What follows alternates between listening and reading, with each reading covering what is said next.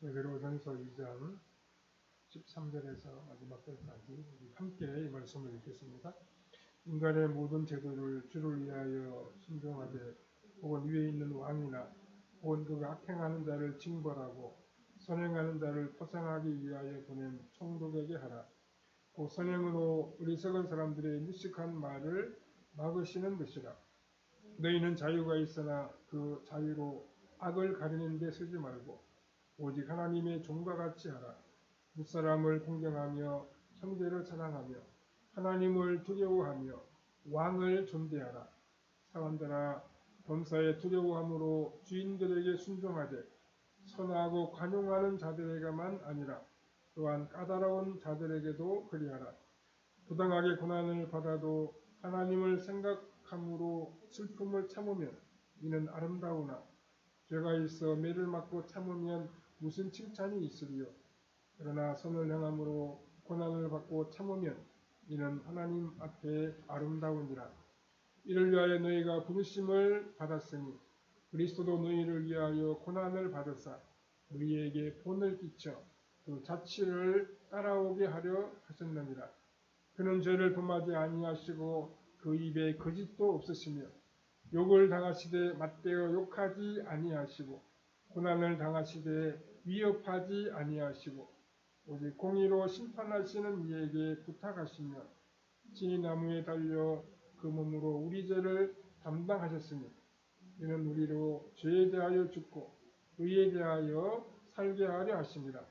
그가 채찍에 맞음으로 너희는 나음을 얻었나니 너희가 전에는 양과 같이 길을 잃었더니 이제는 너희 영혼의 목자와 감독 되신 이에게 돌아왔느니라. 아멘. 네, 오늘은 그리스도인의 삶이라는 제목으로 잠시 말씀을 생각해 보겠습니다. 구약시대 이스라엘 백성들은 하나님께 예배하는 것을, 즉 그 당시에는 제사 드리는 것을 그렇게 좋아하지 아니했습니다.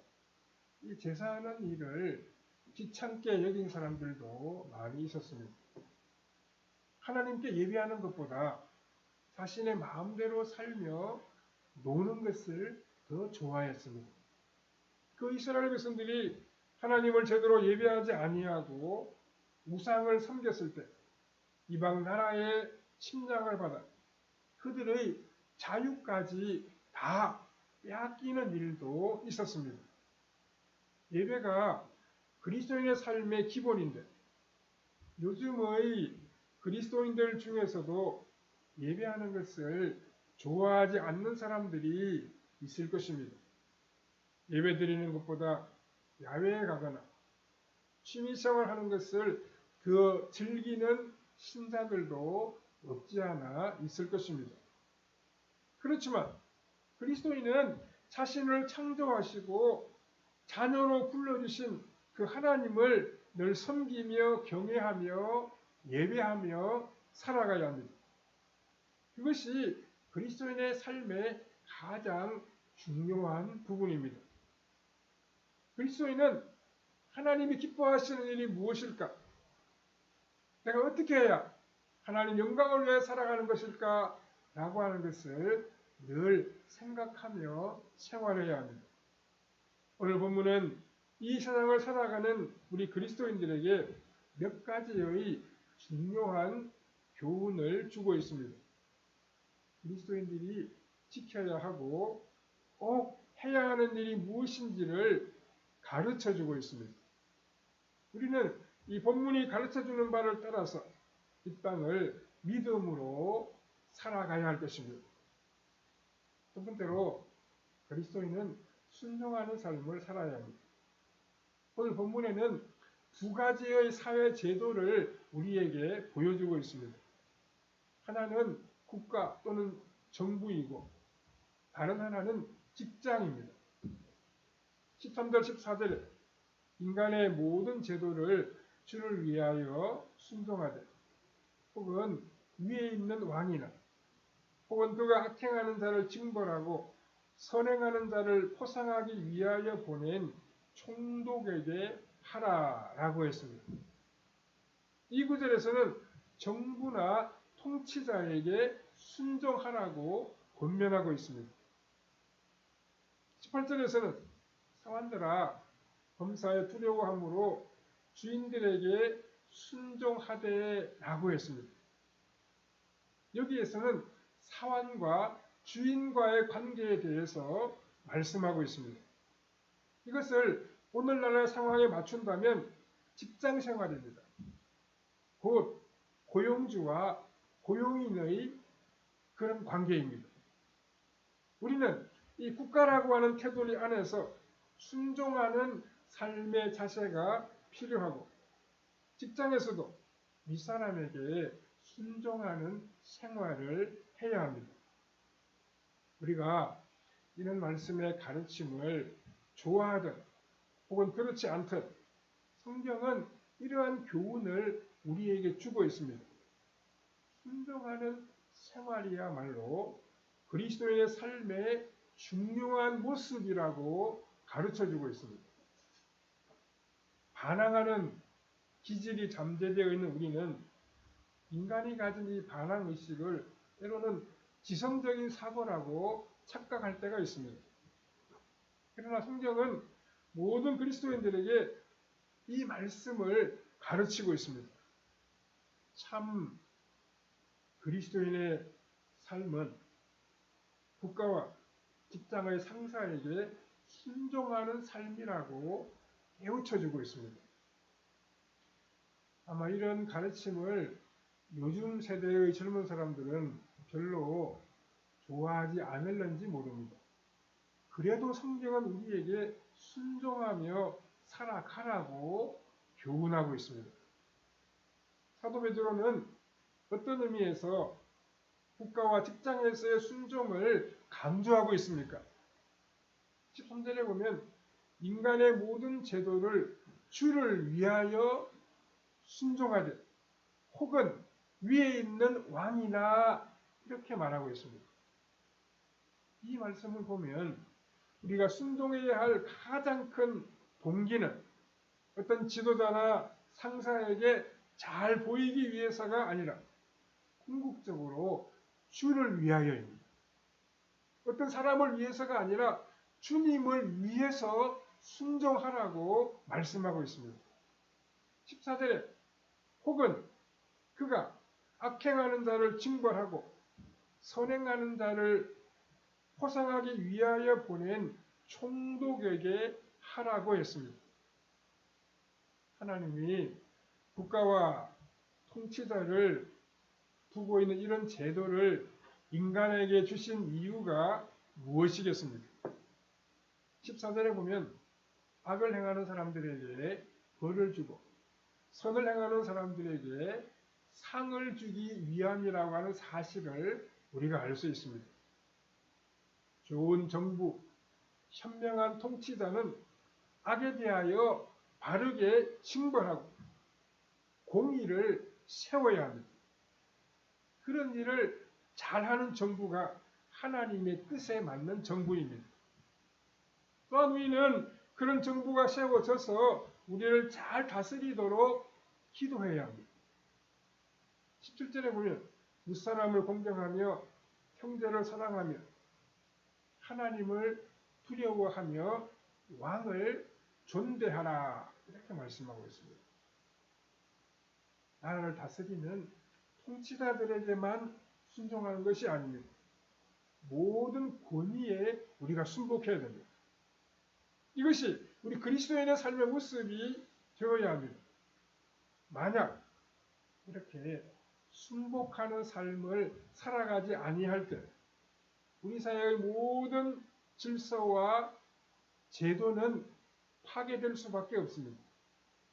무정부적인 혼돈과 무질서 속에서 우리의 삶은 유린당할 수 있고 삶의 질도 떨어질 수 있습니다. 성경은 우리에게 항상 질서를 강조합니다. 우리 하나님께서 질서의 하나님이시기 때문입니다. 이런 모든 사회 질서의 근원은 바로 우리 하나님이십니다.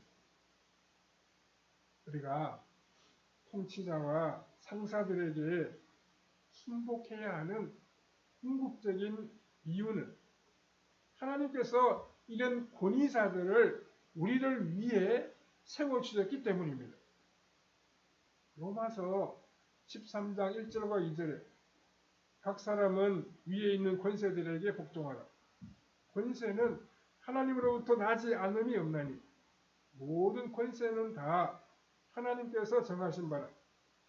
그러므로 권세를 거스르는 자는 하나님의 명을 거스르니니 거스르는 자들은 심판을 자취하리라 라고 했습니다. 하나님이 왜 통치자들에게 권세를 주셨습니까? 악한 자들에게 벌을 주고 선한 일을 격려함으로 바르고 의로운 사회를 만들어 가라고 통치자들에게 권세를 주신 것입니다. 만약 통치자들이 그렇게 하지 아니하면 그리스도인들은 어떻게 해야 하겠습니까? 우리가 어떤 사회의 지도자들에게 순종하는 것이 하나님의 명령에 대한 직접적인 불순종이 될 때에는 더 높은 권위를 가지신 하나님께 순종해야 됩니다. 만약 통치자들이 하나님의 뜻에 완전히 거스르는 일을 한다고 하면 우리가 통치자들에게 순종할 필요가 없다는 말씀입니다. 사도행전에서 베드로는 예수님의 이름을 전하지 말라라고 하는 관리들과 장로들의 말을 들었을 때 베드로는 그들의 말을 듣지 아니했습니다. 사도행전 4장 19절과 20절에 보면 베드로와 요한이 대답하여 이르되 하나님 앞에서 너희의 말 듣는 것이 하나님의 말씀 듣는 것보다 옳은가 판단하라. 우리는 보고 들은 것을 말하지 아니할 수 없다. 그렇게 말했습니다. 예수님 전하지 말라고 했을 때 베드로 요한은 그들의 말을 듣지 않았습니다. 거기에 나가서 또 예수님을 전하는 삶을 계속해 나갔다는 말씀입니다. 베드로와 요한은 그러니까 하나님의 말씀을 순종하는 쪽을 선택했습니다. 그렇게 함으로 위협을 당해야만 했습니다. 이와 같이 사람에게 순종하는 것이 하나님께 대한 불순종이 된다고 하면 언제나 더 높은 권위를 가지고 계신 우리 하나님께 순종해야 합니다. 그 하나님께 순종하기 위하여 우리는 위에 있는 통치자나 지도자들에게 때로는 명확하게 아닙니다 라고 말할 수 있어야 합니다. 동시에 사도 베드로는 사회제도 자체나 국가를 부인하지 아니했습니다. 그리고 그는 감옥에 갇히는 판결을 받았을 때 그것을 거부하지 아니하고 순순히 받아들였습니다. 이 점이 참 중요합니다. 우리가 하나님께 순종하기 위하여 정부의 시책이나 사회적인 관습을 거부했을 때 그것은 사실 지도자들에게 불복종하는 것이 아닙니다. 그것은 더 높으신 하나님의 권위 앞에 순종하기 위하여 아니요 라고 말했을 뿐입니다. 하지만 그 어떤 상황 속에서도 순종하는 기본적인 자세만은 흐트러뜨리면 안 됩니다. 순종하는 마음가짐은 우리가 늘 가지고 살아가야 합니다. 이것은 우리의 가정에서도 마찬가지입니다. 우리 부모님이 우리에게 도무지 몰상식한 요구를 했을 때 또 그대로 하면 그것이 하나님의 영광을 해치는 것이 될 때에는 우리가 부모님의 말씀에 순종할 수가 없습니다. 그렇다고 해서 부모님에게 무례하거나 거칠게 말해서는 안 됩니다. 이 다시는 부모님 말씀을 듣지 않을 것입니다. 이렇게 말해서도 안 됩니다. 하나님의 뜻에 순종하기 위하여 이것만은 제가 못하겠습니다. 이렇게 말해야 하는 것입니다. 13절 14절에 인간의 모든 제도를 주를 위해 순종하되 혹은 위에 있는 왕이나 혹은 그 악행하는 자를 징벌하고 선행하는 자를 포상하기 위하여 보낸 총독에게 하라라고 했습니다. 사실 베드로가 살고 있던 그 시대의 로마 황제나 정부는 그렇게 좋은 왕이나 좋은 정부가 아니었습니다. 그럼에도 불구하고 베드로가 여전히 성령님께 붙들림을 받아 그 권세에 순종할 것을 가르쳤습니다. 정부가 아니라 직장이라고 해도 역시 마찬가지입니다. 우리는 직장 안에서 순종하는 태도로 일해야 됩니다. 순종한다는 것은 그 제도를 받아들이고 그 공동체를 존중히 여기며 자신의 삶을 하나님의 뜻에 따라서 살아간다는 것을 의미합니다. 본문 18절에 사람들아 두려워함으로 주인들에게 순종하되 선하고 관용하는 자들에게만 아니라 또한 까다로운 자들에게도 그리하라고 했습니다. 인격적으로 아주 훌륭한 주인뿐만 아니라 까다롭고 못살게 구는 주인에게도 순종해야 한다고 권면하고 있습니다. 이렇게 하는 것은 해고당할 것이 두려워서가 아니고 월급을 더 받기 위해서도 아닙니다. 우리가 순종하는 삶을 살아야 하는 것은 모두가 다 우리 주님 때문입니다. 이 사회에서 최선을 다해 살아가야 하는 주님의 자녀다운 모습을 보여주기 위해서입니다.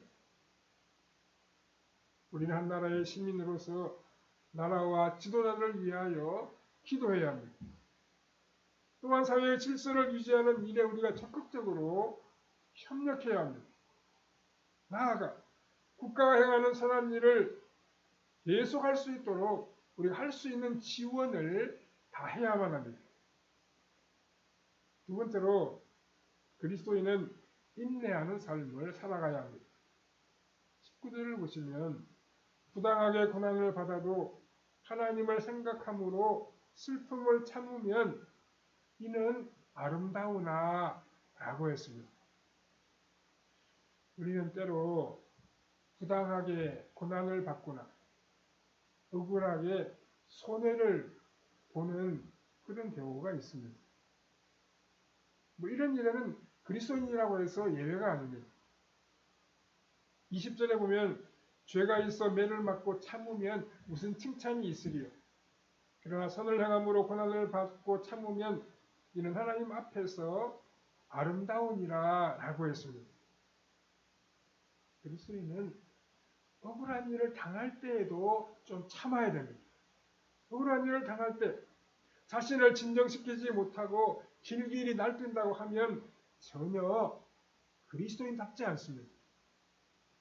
부당하게, 억울하게 고난을 받아도 하나님을 생각하면서 슬픔을 참으면 그 모습이 참 아름답다고 본문이 가르치고 있습니다. 근데 오늘 우리 현실은 어떻습니까? 오늘 우리 현실은 자꾸 자기 자신의 권리를 다 찾아야 한다. 이렇게 이야기합니다.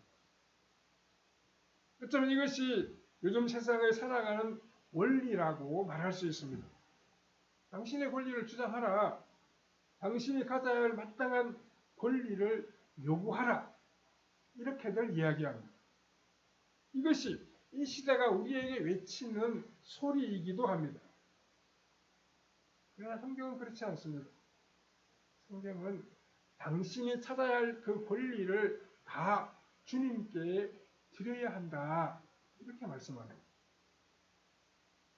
그렇게 하면 주님께서는 우리를 통하여 아름다운 일을 행하시게 될 것입니다. 로마서 12장 16절에서 19절에 보면 서로 마음을 같이하며 높은 데 마음을 두지 말고 도리어 낮은 데 처하며 스스로 지혜 있는 채 하지 말라. 아무에게도 악을 악으로 갚지 말고 모든 사람 앞에서 선한 일을 도모하라. 할 수 있거든 너희로서는 모든 사람과 더불어 화목하라. 내 사랑하는 자들아, 너희가 친히 원수를 갚지 말고 하나님의 진노하심에 맡기라. 기록되었으되 원수 갚는 것이 내게 있으니 내가 갚으리라고 주께서 말씀하시니라 라고 했습니다. 우리 하나님께 맡기지 않고 내가 하겠다, 내 권리를 찾기 위해서 내가 나서야 하겠다라고 날뛰는 그 순간 우리는 하나님이 하셔야 할 일을 대신해서 하려고 하는 그런 꼴이 되고 맙니다. 우리는 주님께서 그 일을 하시도록 주님께 맡기면 됩니다. 억울하게 고난을 받아도 좀 참고 인내해야 됩니다. 그리고 그런 순간이야말로 주님께서 우리 인내의 덕을 개발시키기 위해서 우리에게 주신 삶의 중요한 기회로 받아들여야 됩니다. 우리가 그렇게 하면 주님께서 우리에게 아름다운 것으로 보상해 주십니다. 우리에게 놀라운 것으로 갚아주십니다. 그럼 우리는 주님 안에서 인내하는 삶이 필요합니다. 이것이 하나님 앞에서 아름답고 복된 일이라고 성경은 우리에게 교훈하고 있습니다. 이제 세 번째로 그리스도인은 예수 그리스도를 모범으로 삼고 살아가야 합니다. 인내하며 살아가는 좋은 모범을 우리 예수님이 우리에게 보여주셨습니다. 21절을 보시면 이를 위하여 너희가 부르심을 받았으니 그리스도도 너희를 위하여 고난을 받으사 너희에게 본을 끼쳐 그 자취를 따라오게 하려 하셨느니라 라고 했습니다. 우리는 그리스도의 본을 받아 그리스도의 모범을 따라 살아가야 합니다. 그리스도를 본받는다는 것은 참으로 귀하고 복스러운 일입니다. 여기 본이라고 하는 말은 무엇 아래에서 열심히 쓴다 혹은 베낀다는 뜻입니다.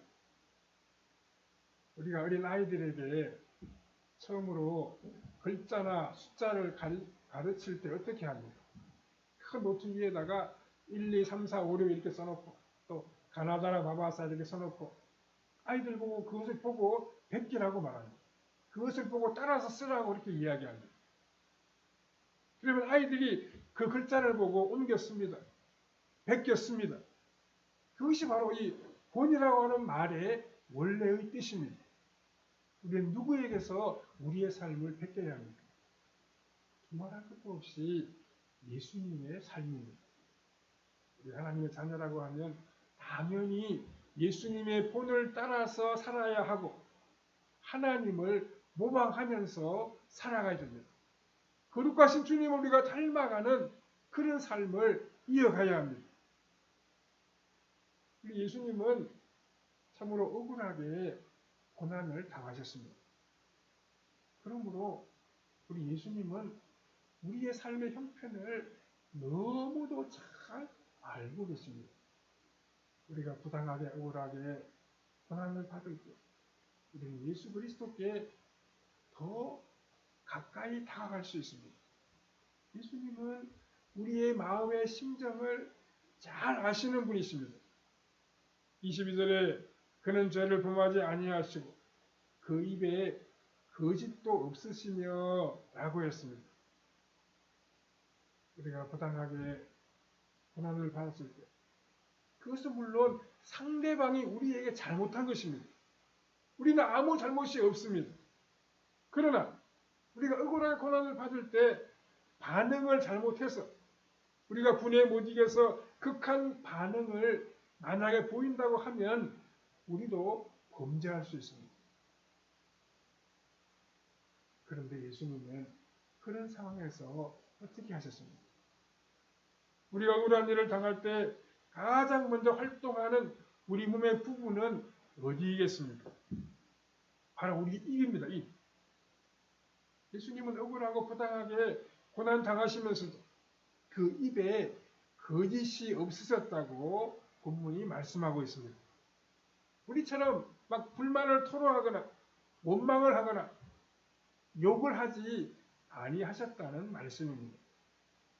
23절에 욕을 당하시되 맞대어 욕하지 아니하시고 고난을 당하시되 위협하지 아니하시고 오직 공의로 심판하시는 이에게 부탁하시며 라고 했습니다.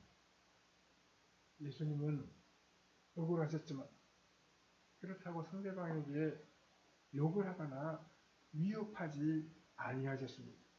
오직 공의로 심판하시는 하나님께 부탁하시고 하나님께 다 맡기셨습니다. 우리도 예수님을 본받아 하나님께 우리 모든 답답함과 억울함을 맡겨야 합니다. 그리고 하나님의 뜻을 따라 하나님의 자녀답게 선한 일을 하며 하나님의 기뻐하시는 일에 부유한 삶을 펼쳐가야 됩니다. 하나님이 우리 억울함을 다 갚아주십니다. 성경이 뭐라고 말씀합니까? 원수 갚는 것이 내게 있다고 하나님이 말씀하셨습니다. 하나님 우리 원수를 다 갚아주십니다. 우리 억울함을 풀어주십니다. 우리의 손해를 다 하나님이 보상해 주십니다. 예수님은 24절을 보면 우리를 위해 우리 죄를 위하여 십자가에서 죽으셨습니다. 우리는 그 대신 죽으신 예수님 때문에 죄 사함을 받았고 우리가 나음을 입게 되었습니다. 예수님은 우리의 죄를 담당하셨습니다. 우리의 연약함과 상처를 치유하시기 위하여 고난을 받으셨습니다. 그래서 우리가 예수님을 믿고 예수님을 의지하면 우리의 상처, 우리 연약함, 우리 질병을 다 고쳐주십니다. 우리는 예수님의 인내를 배우고 예수님의 섬김과 희생의 모범을 따라 살아가야 합니다. 다른 사람의 이익을 구하며 덕을 세우는 생활을 해야 합니다. 우리가 조금 이해관계 때문에 화를 내고 상대방을 원망하고 욕을 하는 그런 어리석음을 범하지 말아야 합니다.